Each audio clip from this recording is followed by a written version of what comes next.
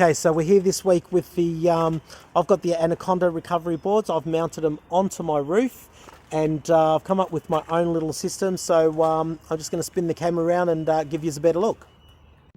Okay, so here we are. I've mounted these onto my Rhino rack, the flat rack here. I've got a couple of mounting points. I'll take them off in a minute and I'll give you a better look.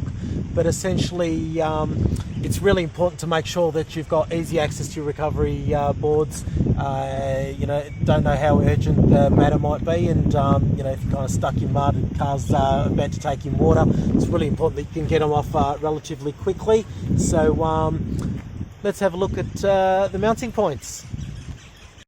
So hopefully you can see that. I've got a couple of little, just, you know, I actually had a bracket off one of my awnings that I didn't use, so I just cut that down.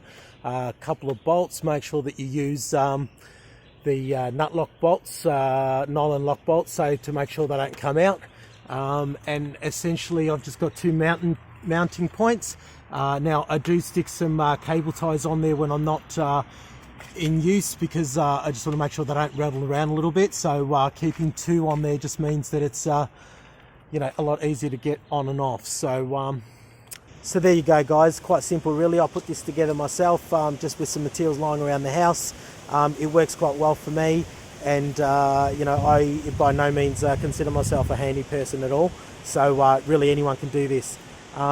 If you like this video, please smash that subscribe button, tap that bell. I really appreciate your support. I appreciate you guys being here with me each and every week. For those that are around, if you're not, please join us. It's a great team, great list of videos. Thanks guys for being there, and we'll catch you next week.